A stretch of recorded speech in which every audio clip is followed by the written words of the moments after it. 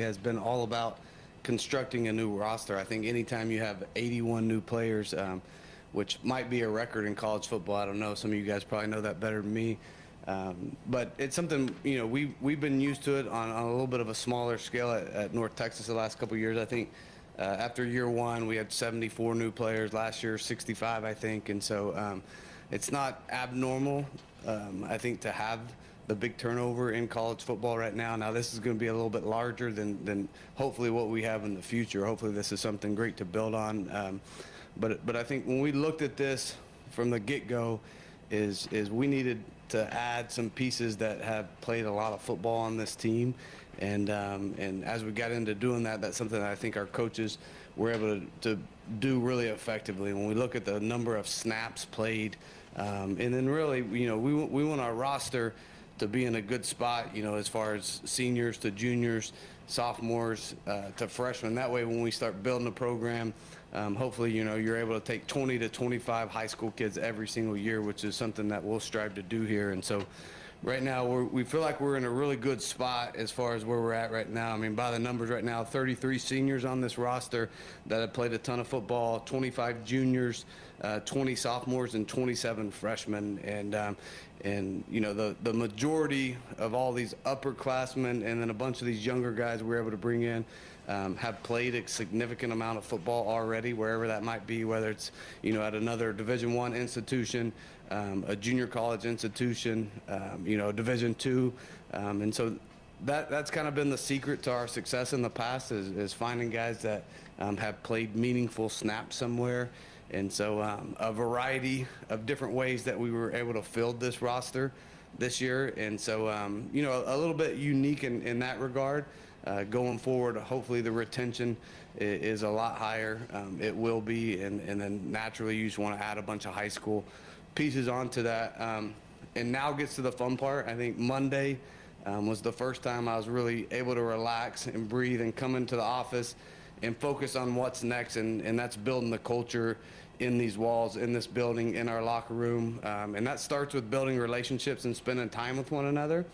And so obviously our strength coach, Coach Kagans, has gotten a great jump on that, getting the guys here the last 3 or 4 weeks and being able to, do the running, the lifting, all that other stuff.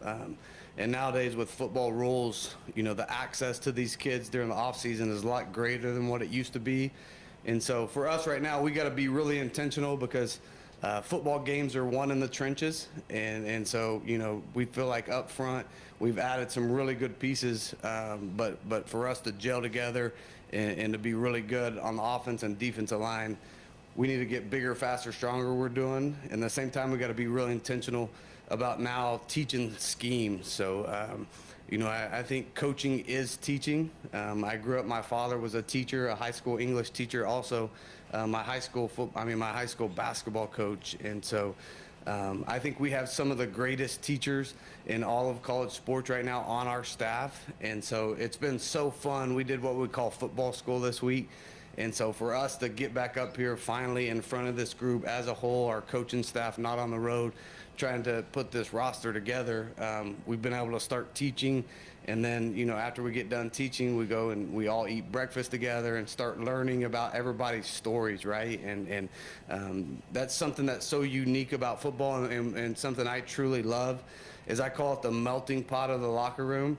And so especially this day and age, I mean, we put together 81 new players combined, with 20-something returners. And then somehow, some way, we got to get to know each other and all be pulling the same direction to go out and 12 Saturdays a year, to be willing to sacrifice for one another. And so that's the unique part and the most fun for me, I think. And so we'll be really intentional over the course of the next 4 or 5 months, not only teaching football, teaching schemes, but also spending quality time together, getting to know each other's why, what makes them tick, what motivates. And then I think naturally, as we get that going and then football starts up here in a month and a half, when we get into spring ball, you get 15 chances to get out there and compete with one another and learn and grow and kind of see where we're at, right? The cool thing right now, we don't have many guys that aren't here right now. I think of the guys that are coming in, I'll find it. I got it somewhere on a piece of paper. 1, 2, 3, 4, 5, 6, 7, 8. So only 9 guys that we'll have that'll come in the summer. You know, back in the day, it used to be 25, 30 guys that would be joining in the summer. So the majority of our roster will be here for us to spend time and use this next 4 or 5 months to really grow the chemistry of this team. When the portal opened, the big news immediately was Drew and Caleb and Wyatt. In this day and time, can you characterize what those negotiations were like? Because I know there were a lot of other schools after those guys. Yeah, I think, you know, trust is one of the most important things that you'll ever have in a football program. And I think you need trust, you know, starts within the coaching staff and whether we trust one another. And then I think it goes on to coach the player. Do you trust one another? And then when you ultimately have great teams, I think, you know, your players trust one another. And I think it takes time to build trust. And so I think those are 2 guys that sitting, you know, you think back a year ago, nobody knew who the hell Caleb Hawkins was from, you know, Shawnee, Oklahoma. You know, had one offer and we found him in camp. And so obviously, you know, we do this the old-fashioned, genuine way. Like, you know, we pour into these kids and we love these kids and their families, right? And so, you know, Caleb Hawkins' mom is somebody that's in my phone, and we've communicated for over a year now and gave him an opportunity. He comes in, he busts his tail, and he creates this opportunity for himself, right? And then I think Drew's story is so captivating, and I think America kind of took over Drew's story this year. Just as it kind of grew, is just remarkable. A kid that didn't play, you know, high school football in the state of Texas at a storied program, comes in as a walk-on, earns the number 2 job, has an amazing bowl game to kind of burst onto the national scene, right? And then, you know, we bring in another, you know, highly decorated quarterback to take over the job at North Texas. He wins the job, goes out and leads the nation in passing, and all those things are really cool. But I think as you guys get to know Drew more and more, this kid not only is a great football player, but he's a great teammate. You know, he's a great human being. He does the right things. He's about the right things. He's going to be somebody that's really visible in this community. I mean, really cool to watch him last week. I mean, I'm from Texas, and I know, I mean, not a huge wrestling state in Texas. I've been to now 2 matches, Bedlam, and then watched us beat the dog out of Iowa State the other day.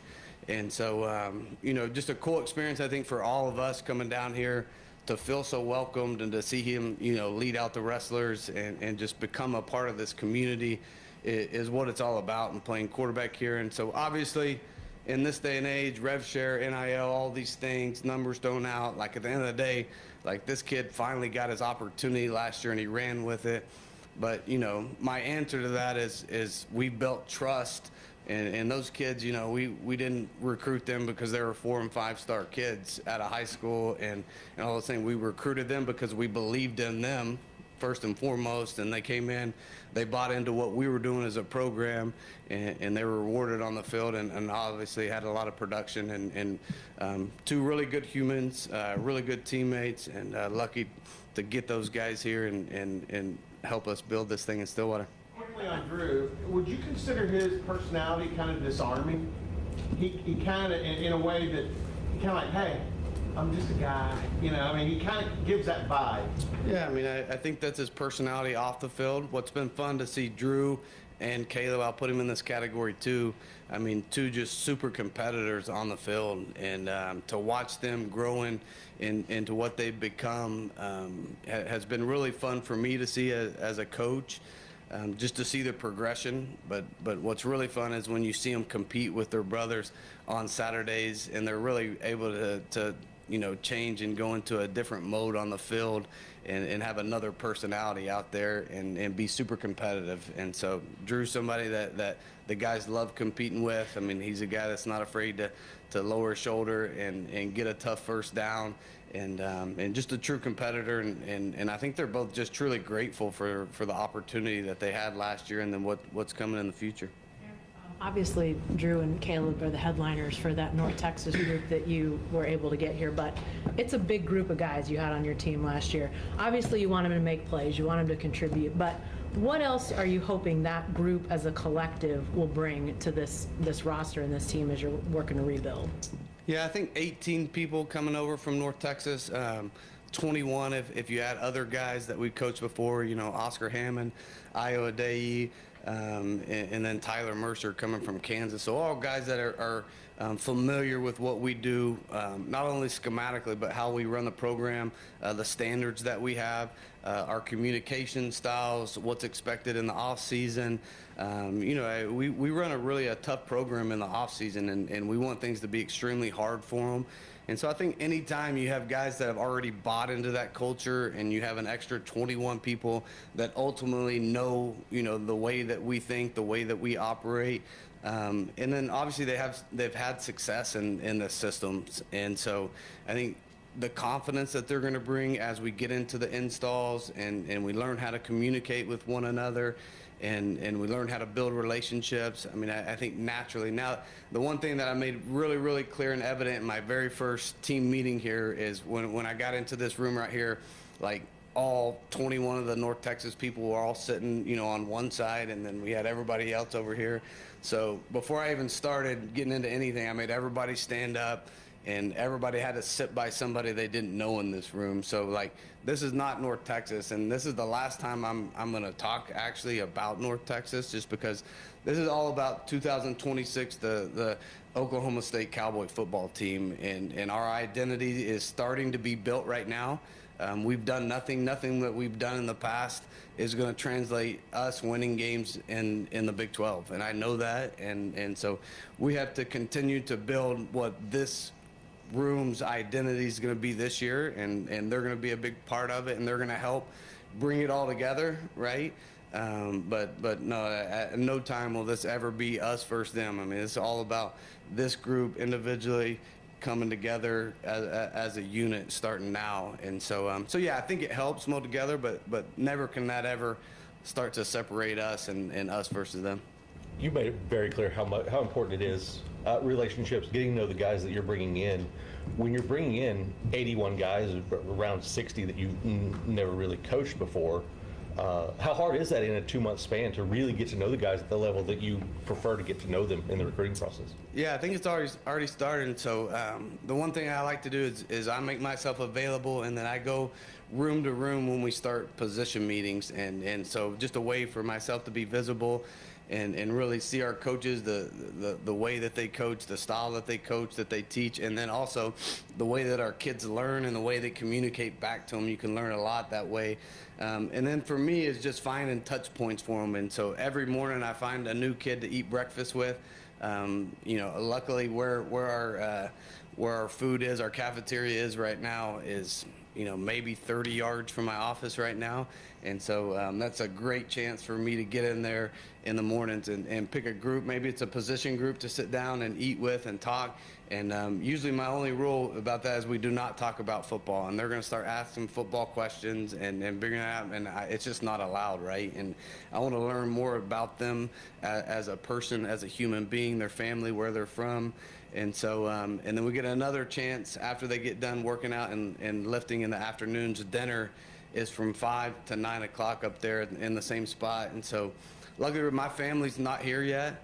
And so, I moved into my house about a week and a half ago. I have a mattress. I have one towel that I took from here so that I can shower there. And I went by and bought a case of water, and I have a TV that's on the floor. And so, that's all that I have in my house right now. So there's nothing to go home to. And so this is a great opportunity for me to spend just a ton of time up here and find, these times for me to get around these kids. And there's nothing, I don't have a special way or a magic way to build relationships. The only way I know how to do it is to spend quality time with these kids. And so that's one thing that I'm committed to right now. And it'll continue to be that way throughout the course of this spring. But even, finding ways to bring kids in my office and sit down and just open up lines of communication. Have you had breakfast with KD Jones yet? I've done a lot of different things with KD, but yes, I have. So, you've watched a million or a lot of video of him, gotten to know him now. What's your expectation for him? Yeah, I think, he has a really, really high ceiling, I think. I mean, a really athletic kid. I haven't been able to see him do anything football related yet. The only thing I've seen him do is actually just some conditioning runs, some sprint runs, watch him change direction, watch him lift weights. I think one thing that struck me so early about KD is just his maturity and the way he stepped in. Now, the one thing that really helps that is the way that Caleb Hawkins handles his business every day. Is KD gets a front seat to that, and he gets to see the way that Caleb comes in early and he takes care of his body with maintenance, and he's in the training room. He's in there early for lift. He's already stretched out. The intensity that he does lift with, that he runs with, you're going to fall behind in a hurry if you don't just look and learn and see what made Caleb so successful. So I think, the depth that we have there. I mean, you talking about, we got Trey Page that's already in that room, that's coming from Tarleton, that has a ton of carries. We have, William Mason's a guy that coming from Central Oklahoma that's had a ton of success. So I think for him, he's got a room in there that he can actually watch and learn and grow from guys that have already done it at a really successful rate. Two things. You've done the portal before to a heavy degree when you were at that other school. I won't mention it. I like it. And then how tough was this? Because this was even a bigger number, and you're not only looking at talent, you're looking at depth and balance, trying to fill each room. And then the second prong of the question is, you signed a kid from Belchase, Louisiana today in your signing class, and it brought back memories. It was an old-fashioned switcheroo at the last minute. Everybody covers recruiting loves a flip, and you got a flip on the day-to-day. So talk about Savion from Bartholomew, I think. Yeah. And then how you navigated the portal with regards to depth and balance. Yeah, I mean, I think navigating the portal is something that really it was constant for 2 months. I mean, I think you have to be ready to be fluid, and it's ever changing, right? And I think it's ever changing with the people that are going out and then coming in all at one time. Obviously now there's a financial piece to it that goes along with that when you're talking about revenue share and you're trying to get the right pieces to come together. And I think for us, like just doing research on kids and having the ability to pick up the phone and call a coach, whether it's an old high school coach, whether it's a school that he's transferring from right now, and try to get information, right? And I think, competitive character is like one of the biggest things to me that sets people apart in our programs, just because when people are here and they get in our program and the way that we operate every day, like they better be able to be ready to compete. And there's one thing, like everything's going to be earned, every position's going to be earned. Like we're going to this thing with a clean slate right now. And I don't care, and I've made it evident. I don't care, what Raj did with the contracts and what's going on. Like if you're the best player at your position, you're going to earn a chance to play for this football team this year. And whether that's offense, defense, special teams, we've had a ton of guys, that have come in that started as walk-ons. I mean, Drew's a great evidence, but also a guy in Quentin Hammonds that we brought over that's a starting safety for us that played receiver in high school in Allen. And he made his way as a walk-on at North Texas as on the kickoff team. And all of a sudden at the end of the year, he never played safety his life. He's so good on kickoff, moved to safety, ends up starting the last 2 years, and is a guy that we're going to count on in a lot of different roles here that came over. So I'm a big believer that people get in here and they're going to earn everything that they're given. And so, like, for us to be able to, obviously we want to acquire as much talent as we can in that portal, right? Now we transition to ripping that all back and then allowing these guys and putting them in positions to compete. Like we'll have some of the greatest competitions that I've had in the last 4 or 5 years during the course of this spring ball. And there's a bunch of spots. Obviously, we got one starter back on offense. He didn't start that many games either. And we got 3 on defense and 0 specialists. And we brought all these guys in. So, for me, like the portal, you got some guys that come in that were highly successful at their last place. Now you also got, some guys that are coming over from P4 schools that they're coming over because they didn't have the success that they wanted at that place, or they weren't getting the playing time. And so trying to manage all these guys' feelings. Like, I'm not a coach that really deals well with guys that are sad and mope around and don't want to go out there and earn everything.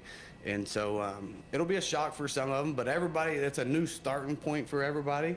Some people are really happy coming off a great season. Some people are coming in pissed off and looking for a new opportunity to go prove it, right? And so this will always be a program where you earn everything that you're given around here. I think that's kind of what built Oklahoma State up. You know, the last 20 years, I thought there was a toughness about this place, a grittiness, and you know, somewhere where you took the field against the Cowboys, like, you better strap up and be ready to roll, because these boys are going to come ready to play. And so we got to get back to that, obviously.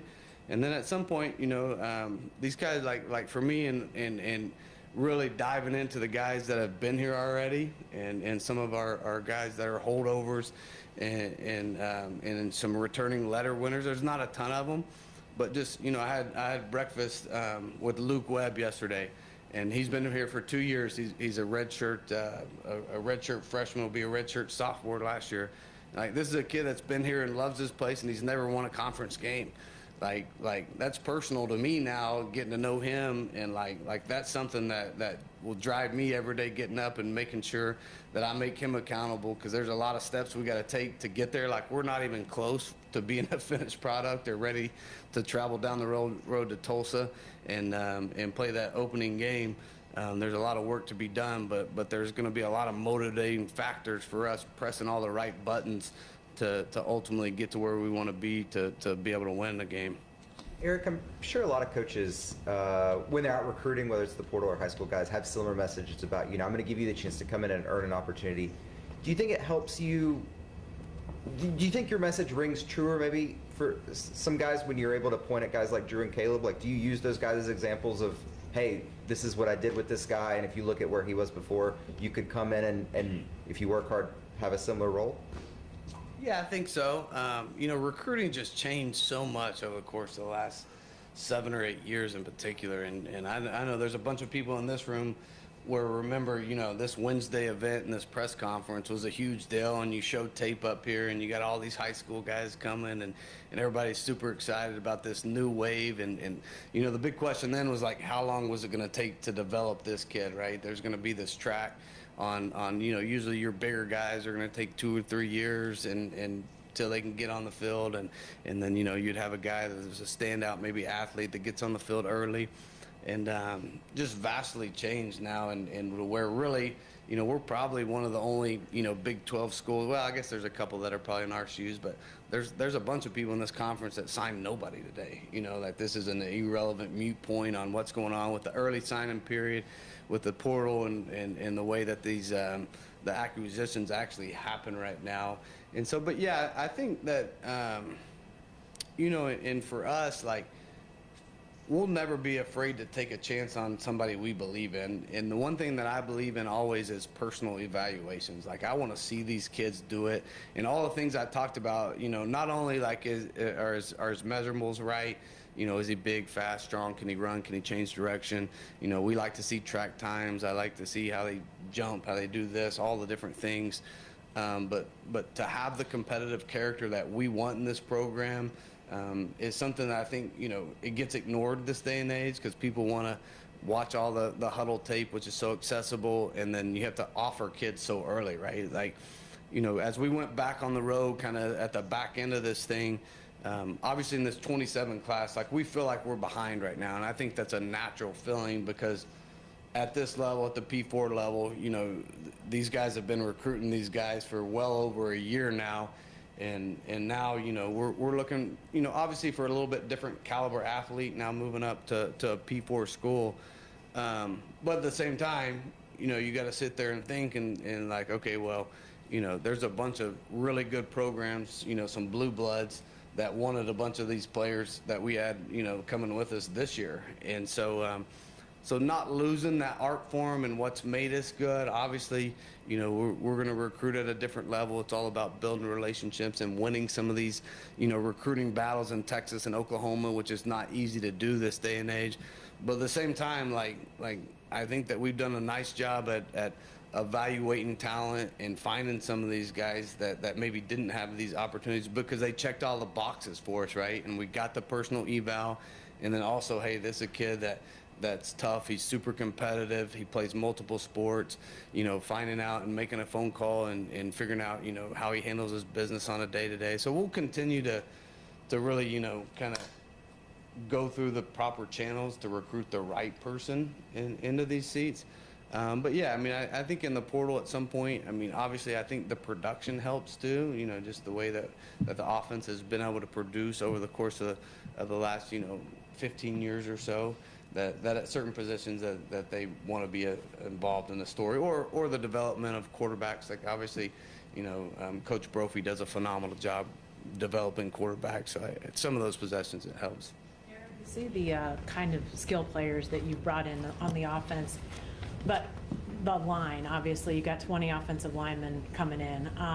Are there fingerprints when it comes to offensive linemen for your offense, things that you look for in all those guys, or just kind of give us an insight of what that looks like in your offense? Yeah, I mean, I think I saw a cool graphic the other day. Actually, one of the coaches sent it to me, but of offensive linemen for next year, 2026, we're like in the top 10 on our roster for the amount of snaps that have been played in all of college football. And so that was cool for me because that's something that we really look for, right? And so we have a bunch of guys that we brought in, obviously like Braden Nelson's played left tackle for us the last couple of years, Johnny Dixon, Desmond Magia, Tyler Mercer started for us as a freshman at North Texas, Joseph Hanson's coming from Coastal Carolina, Ashton Lepo's coming from Michigan State, Sean's coming from Portland State, Jacob Sexton coming from Oklahoma. But like all those guys I just read about, like they all have over 1,000 snaps that they've already played, and some of them close to 2,000 snaps they've already played in college football. And so like I don't think that you can replicate game reps. Like that's something like I'll stand on the table and I'll die on that hill is to have that experience. And I really don't care where it is. Obviously the higher levels that you get, the competition's better, and I think they've just seen a faster athlete and things happen a little faster. But like we've had great success with getting Division II guys, and that's why to me it's a no-brainer. You go get a guy, from Bixby, Oklahoma, by way of Central Oklahoma, that's an All-American that has led his team in tackles the last 2 years. Like this kid's played a ton of football, he's seen a ton. Now, for us, when he gets here, the verbiage is different, and it's on us to kind of get him up to speed, caught up to speed on what we do schematically. But I think those kids that have played a lot of football, like it's a lot easier for them to connect the dots, and it's a lot easier for them to go out there and make sense of what's going on because they've been a part of it live in action, on game day when the bullets are flying out there. And so yeah, I mean, our offensive line, I think, is a little bit further ahead as far as maturity of games played as opposed to our defensive line right now. And I do think, defensive line-wise, we do have some defensive ends here, and then Iman Oates inside. So we do have some pieces that I think are really good players when you look at what they've been able to do here. And so excited about kind of where we're at up front on both sides.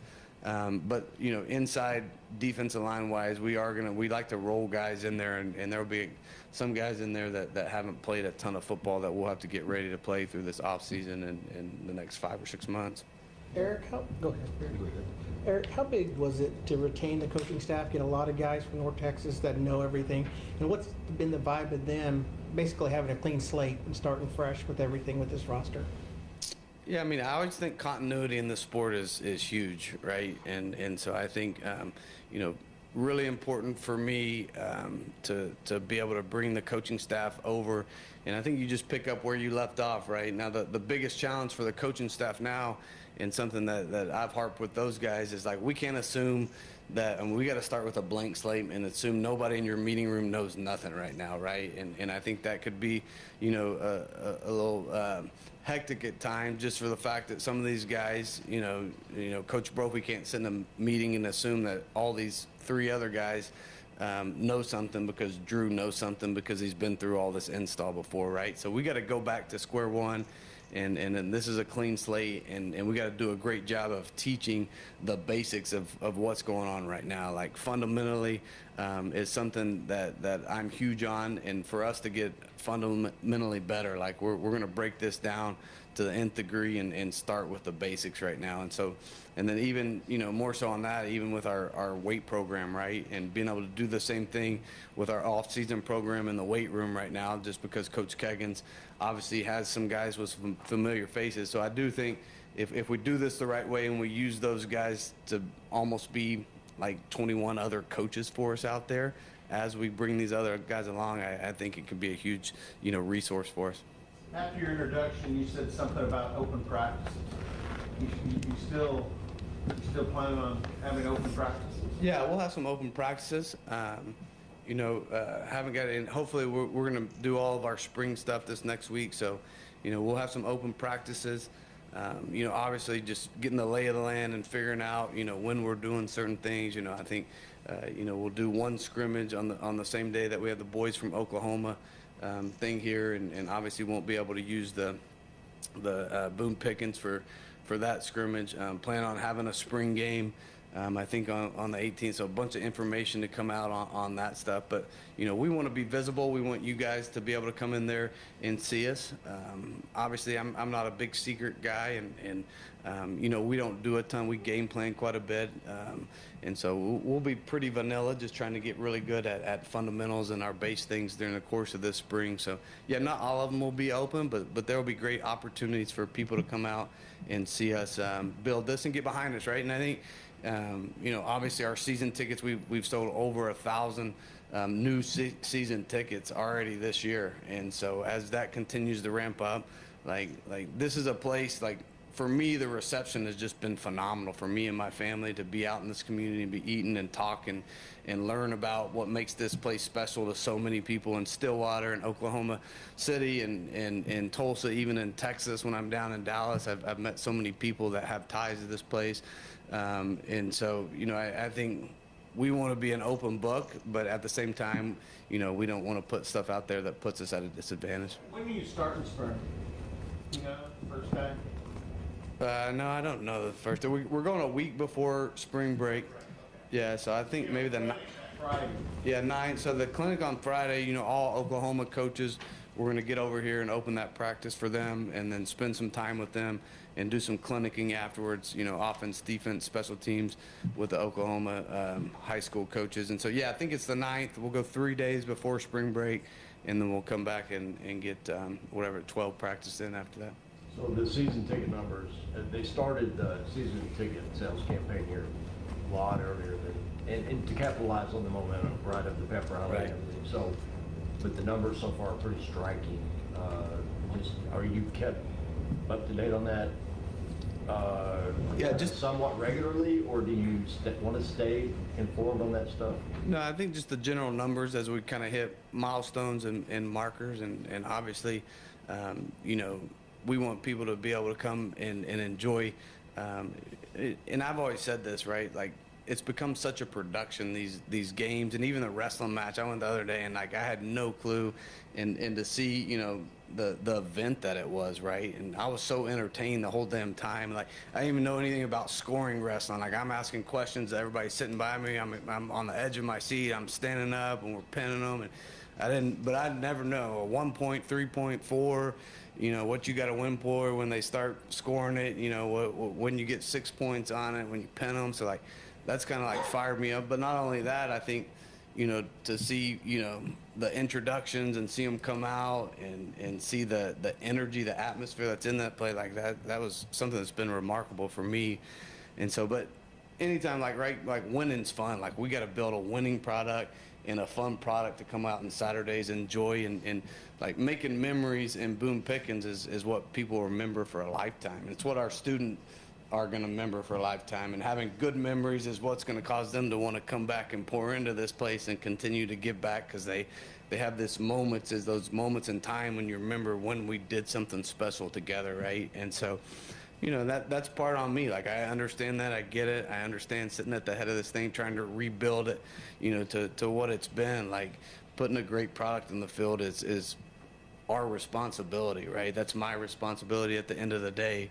And so for me, I'm excited. Like, are we ready to go out and declare that we're already in contention for this? No, like, we got so much work to do, right? For us to be able to get there and get prepared to go compete, right? And for me, like, there's always different levels to this. There's steps to it. Like game one is marked on our calendar, obviously, right? And because, you know, Tulsa came in here and they were able to beat us last year. And so, like, we start looking ahead and get ahead of ourselves. Like, that's not very good in the line of work that we're in. So we got to be committed to the process, the daily process of getting better, which, you know, our coaches do a great job of that. Our strength coach does a great job of that.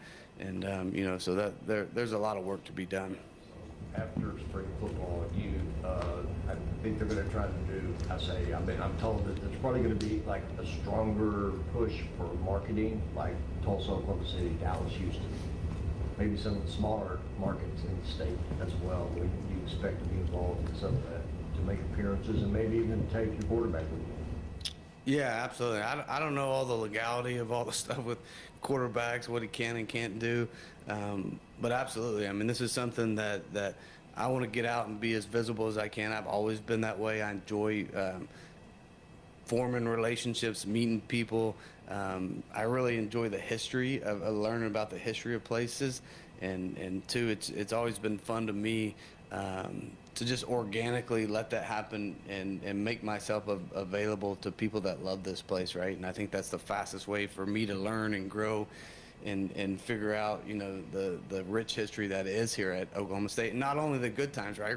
The bad times, and to hear people's bad memories and going through these slumps and time periods where we weren't very good or didn't feel like we were, you know, had the resources to compete at the right level. What are the kind of the major moments in the history that we've felt like have propelled this place, you know, and getting back. And because there's so many cool things of, you know, the running back errors and been cool for me, you know, to get on the phone with Thurman Thomas and learn about, you know, his experience here. And then also talk to a local person at the Walmart or the Sprouts and hear their version of what's happened here. So yeah, I definitely will be at a bunch of functions. So have you been able, I know you've been so occupied with the roster build, but like if you look ahead 3, 4, 5 years from now, have you determined maybe some changes you'd like to see made with the indoor, with the weight room, the locker room, the eye candy in the hallways, you know what I mean? Is there anything you'd like to? I've put zero effort on really paying attention to that and putting much thought into that. Now I will at some point, and just, I mean, on a laundry list of things that's way down, really less important to that. And I've always said, you know, if you build something, they'll come, right? And I think we were able to do that with a program at Incarnate Word, had no history, no success, and you build it, and then, you know, everybody, you know, is complaining and marketing and athletics and sales and nothing, whatever, and then all of a sudden you look up and you've won 3 conference championships, and everybody in San Antonio is pouring into your thing. There's media coverage. People want to know about what made this flip happen, right? And then, you know, kind of similar to North Texas and the trajectory that we were on there. And so, you know, all this stuff takes time to build. There's a lot of different steps. There's so many different support areas of college football now. And so for me now, you know, next step of not only building the culture and stuff is really to organize all those different pieces and pieces of the puzzle that pull this thing together, right? And so so that'll be over the course of the next 2 or 3 months. We'll be able to settle down a little bit, get more time in the office, and allow us to address some of those things. Yeah, Eric, 2 years ago, at this time, Indiana had no tradition, no history of doing anything. They hired a coach. Everybody knows what's happened. Does that make your job more difficult or easier in terms of people expecting you, hey, we'll be great immediately, or people saying, hey, we believe this can actually happen? That's a loaded question right there. Yeah, I think, you know, obviously the parity that it's made in college football with the revenue share, it has made these recruits go to so many different places that they didn't in the past, right? I think that, you know, for us personally here, like we got to continue to grow to get on the level. And I'm not even going to talk about Indiana, but just, you know, as the Big Ten in general, I think Big Ten's done a phenomenal job at really at saying, hey, we're going to step out there and we're going to invest in these because they are the front step, the front porch of the whole entire university, right? And that ultimately on the back end, when you're able to have that success at somewhere like Indiana, like, you know, it'd be great research just to find out how much money University of Indiana actually made on this run, which is far more than what they spent on their roster this year. So I think we still have room to grow, and we're going to continue to do that, and that's going to be, you know, an effort of mine, and obviously, you know, our athletic departments is to continue to grow this as big as we can and be able to provide as many resources that we can and continue to invest in this program. You know, and I think just, you know, Indiana being able to do it this year, I think put a bunch of people on watch. And now, do I think we're going to be able to go in all of a sudden now because Indiana did it? No, absolutely not. Like, Kirk Cignetti deserves so much credit, not only for the roster he built, but just the brand of football that they played and how good they were up front on both sides of the football, and being able to stop the run pretty much the whole entire season against some of the best running football teams in the nation, not turning the football over all year long, having the quarterback, you know, play the way and execute the way he did for 16 straight games. I mean, there's a lot of things that they did extremely well, and I think that was a combination of really good recruitment, being able to identify talent, get the talent on campus, and then just a phenomenal job of coaching the smallest details and really, you know, I think he talks about his 6 seconds of play and being able to be really committed for 6 seconds all the time. And you know, he has a bunch of great one-liners in there, but, you know, hats off to them. But I think for college football fans across America, it gives hope to everybody, right? And I think, you know, at some point people are, you know, the same 4 or 5 teams now for 25 years have been out there. You know, you think about, you know, you got Alabama, Georgia, you know, Clemson, LSU, and Ohio State. You know, throw Michigan in there one year, but, you know, that's kind of your five or six teams the last 25, 30 years that have controlled this market and everything that's going on, and now it's allowed it to spread out, you know, all across the nation. And so I think it's exciting for coaches and exciting that someone's now done it and there's a blueprint to do it. Now, is it easy? Hell no. What Indiana did, and particularly how Cignetti did it, being that it's similar to what you're in ways what you're doing here, did it reinforce the idea that you can take a culture from one place and sort of import it to as a seed to grow a program at a different place? Yeah, I think so. I think obviously, you know, he's famous for saying, you know, whatever, Google me, he wins everywhere. So he's been really successful at multiple stops, right, and been able to win championships. And just similar to me, like I've never had any reservation that, like, Cam Ward, you know, winning, you know, a conference player of the year and a championship at Incarnate Word. Like, I'd been around Patrick Mahomes and Baker Mayfield the previous year. Like, there was no reservation that I thought he could play and do what he did at Washington State with me. Like, no reservation. So I think, you know, when you bring players with you at times, I think obviously, you know, when you've been around enough ball and you've been, you know, at different levels, you know, the guys, the caliber athletes, they can come in and they can produce at that level, at the next level, right, is going to be a piece to it. But it's been fun for me to watch, you know, just obviously he's quirky, you know, he has a great personality. People are drawn to me a little bit like Mike Leach in a sense, like they're not even close to the same.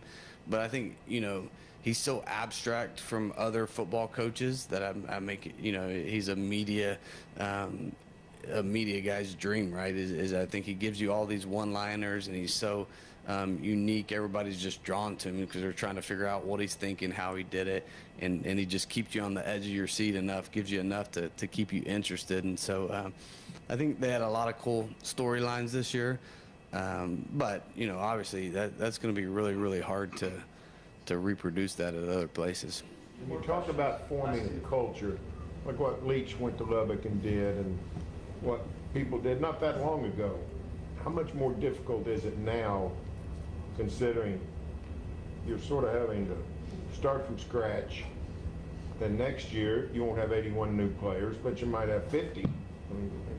So how difficult it is to maintain a culture once you've established it or tried to establish it? Yeah, I don't think it's as difficult as people think. Now, the only thing is I think you have to be a little bit more intentional with your time, and then you actually probably have to spend a little bit more time on the front end and more consistently. You know, when I played for Mike and coached for Mike, I mean, in the spring, he spent all spring and summer in Key West. Like, I didn't even see him as a player, and like, he was just gone. And so, you know, after the bowl game, I'd see him, you know, the first day we started spring ball, he'd get out at 2 p.m. and walk up and hand him a script, and here we go. And so, like, those days are over. Like, I just think, you know, you got to be a little bit more intentional with time, and you got to be better at doing it every year, and not just assuming that, hey, these kids, the majority of them now, you know, 75% of them know this, because that's just the way we do things, right? I think you got to commit to the learning process starts over every year, and resetting, and then go back into that, building that culture like nobody knows it and nobody's heard it, seen it before, just because, you know, this year obviously they haven't, but I think the majority of college football, you know, the roster turnover is a much larger, you know, it's happening at a much larger pace than what it did before. Last question. What do you think about the receiver room you've assembled, particularly with Chris Barnes and Justin Bullock? Yeah, with the tallest and the shortest guy in the room right there. They were walking out of meetings today, and they were talking to one another. And I was laughing because to have two totally separate skill sets. Super excited about Justin and the way that he's worked, and his fluidity and the way that he runs. Just watching him condition right now. Haven't been able to see him catch yet.